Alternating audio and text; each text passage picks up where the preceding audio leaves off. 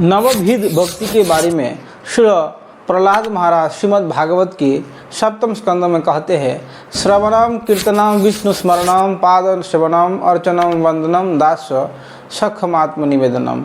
अर्थात श्रवण, कीर्तन, स्मरण, पाद सेवन, अर्चन, वंदन, दास, सख, आत्मनिवेदन, ये 9 प्रकार का विशेष भक्ति के अंग है। इन 9 प्रकार भक्ति के अंग में 9 आचार्य प्रदान हुई है। जैसा कि श्रवण के आचार्य परीक्षित महाराज हैं, जो भागवत कथा श्रवण करके ही भगवत धाम प्राप्त किया है। और कीर्तन के आचार्य है श्री सुखदेव गोस्वामी, जो परीक्षित महाराज को 7 दिन तक श्रीमद् भागवत कथा श्रवण करा के और उनको मुक्त किया है। और श्रवण कराने से कीर्तन भी हुई है, क्योंकि भागवत कथा सुनना और बोलना दोनों ही भक्ति के विशेष अंग है।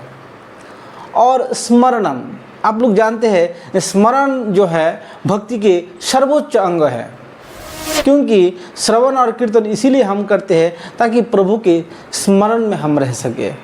और उस स्मरण के आचार्य है श्री प्रहलाद महाराज, जो भगवान नरसिंह जिनके लिए एक खास विशेष अवतार लिया है।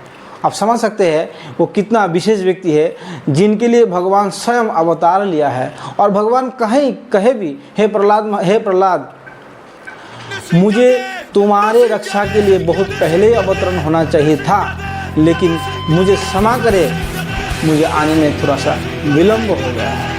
वो महान प्रहलाद महाराज जो है वो स्मरण आचार्य है। और स्मरण भक्ति के सर्वमुख्य अंग है, क्योंकि श्रवण और कीर्तन ठीक करने से स्मरण उदय होते हैं। और जब स्मरण उदय होते हैं तो एक भक्त परिपक्व हो जाते हैं। और उस परिपक्व अवस्था में वो भक्त चाहे कहाँ भी वास करे, उनकी भक्ति की किसी प्रकार का हनन नहीं होगा।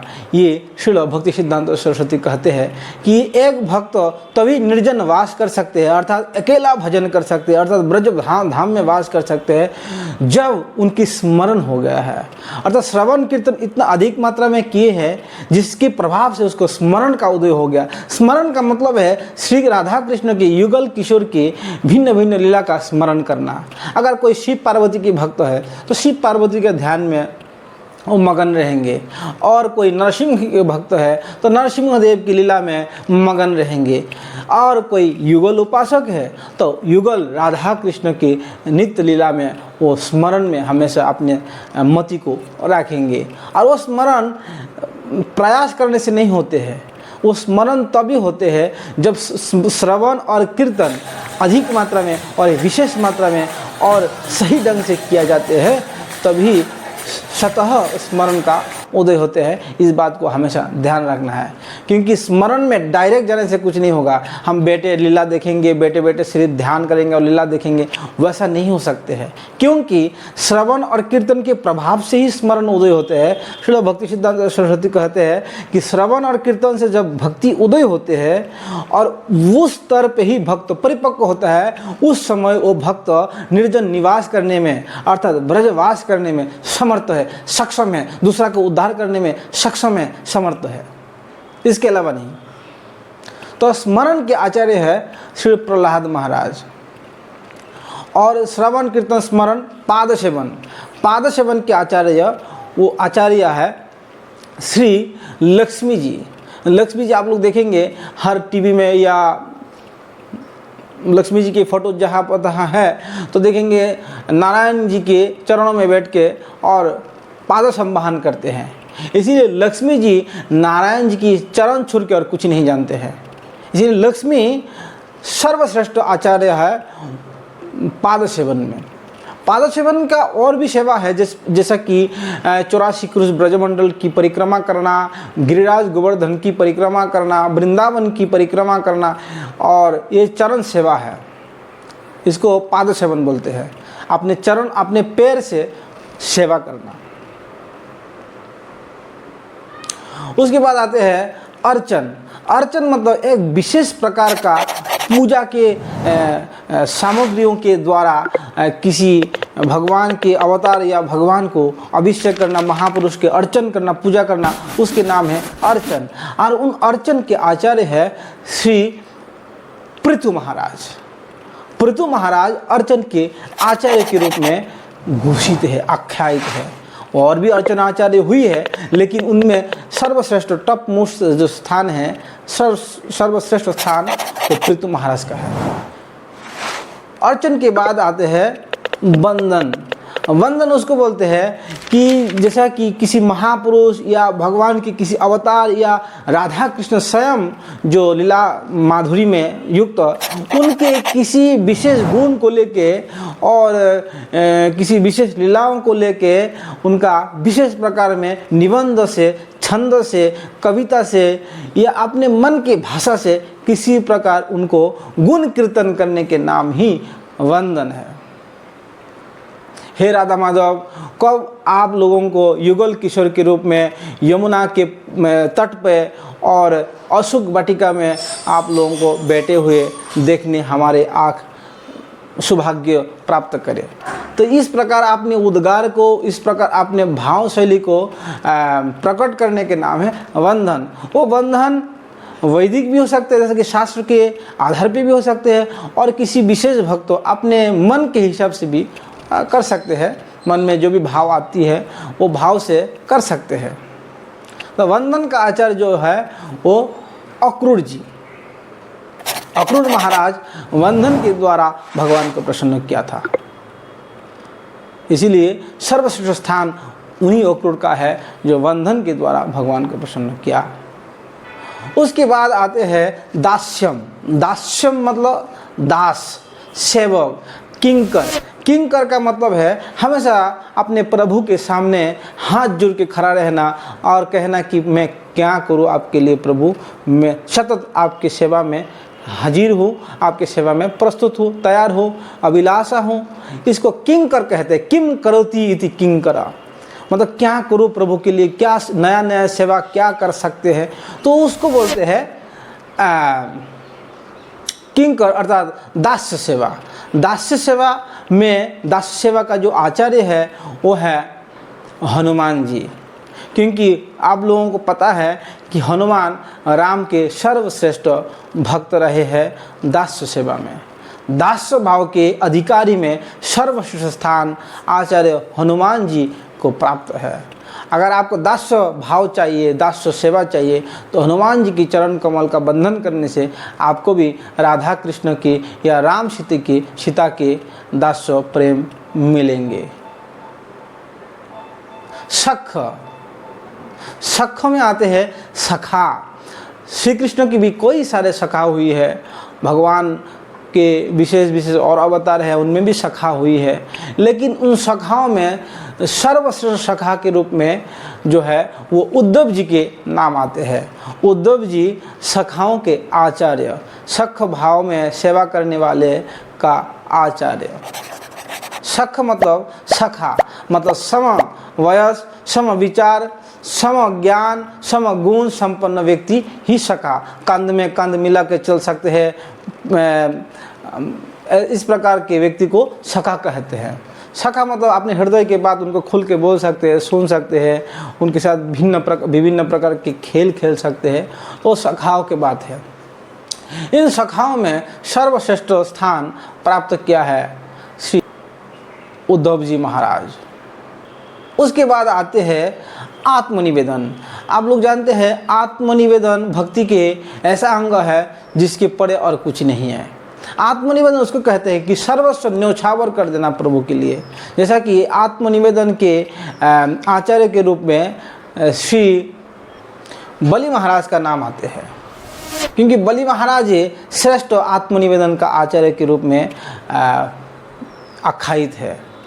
आप लोग देख सकते हैं भगवान वामन देव के रूप में आया, छोटा सा वामन अवतार बन के, और 3 पग के द्वारा उनकी समस्त वैभव को छीन लिया और त्रिविक्रम रूप धारण करके उनको बांध दिया और सुतल लोक में भेज दिया।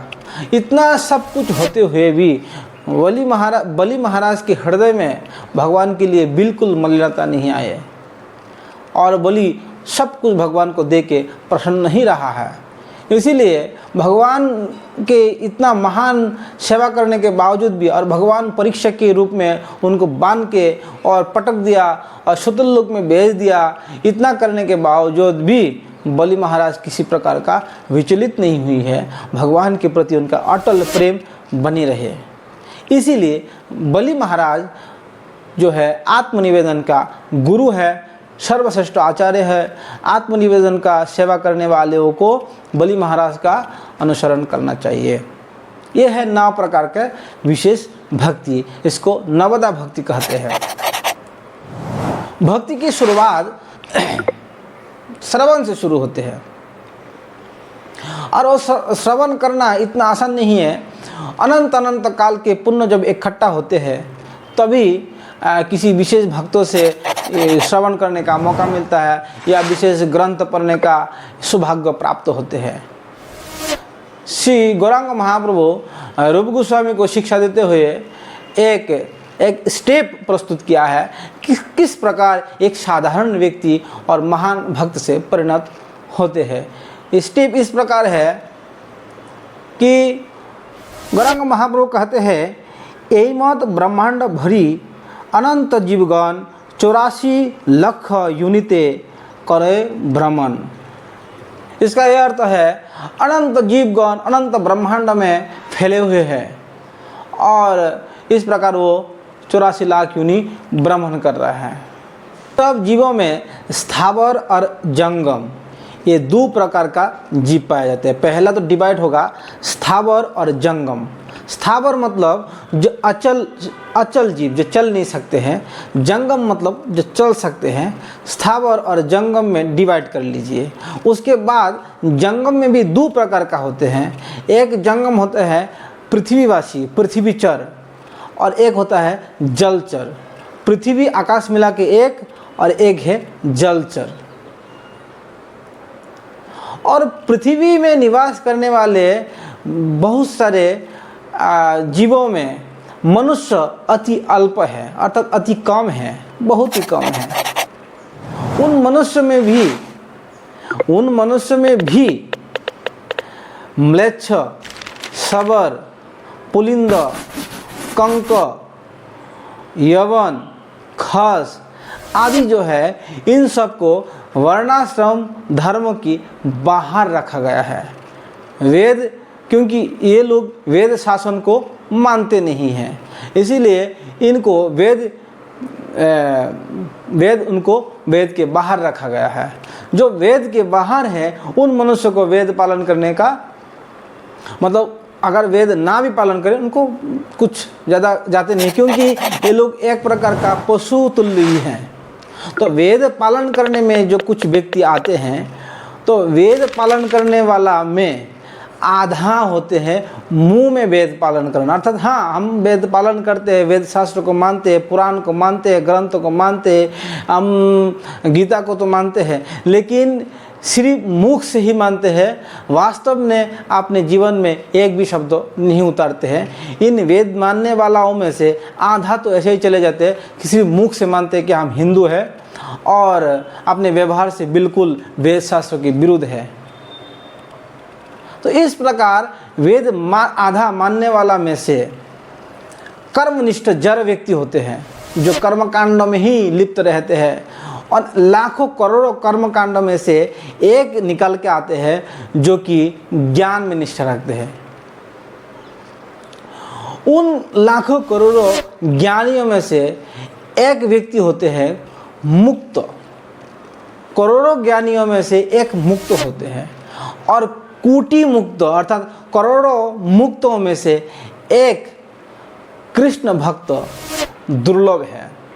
तो यहाँ तक श्री कृष्ण भक्त के एक स्टेप गौरांग महाप्रभु दिया है कि इतना आसान नहीं भगवान के भक्त बनना।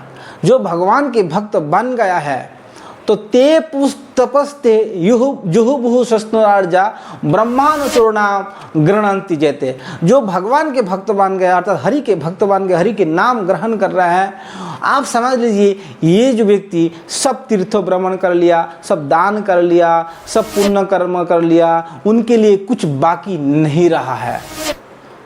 वो आखिरी में जाके कृष्ण के महान भक्त बनते हैं। तो भक्त बना मतलब सब कुछ कर लिया, वो सबसे उच्च पद में है। अहु बत सपच हत गरियान यद जीवाग्रे वर्तते नाम तुभ्यम ते पूस तपस्ते है जुहु बहु सस्नुरार्जा ब्रह्मानुचुर नाम गृणंति जेते। जिनके जीवा पे भगवान के नाम का नर्तन हो रहा है, ऐसा साधारण व्यक्ति भी करे तो उसको महान समझना, क्योंकि वो दान व्रत तपस्या होम आदि सब कुछ कर चुका है, तभी तो भगवान के नाम में आश्रय लिया है।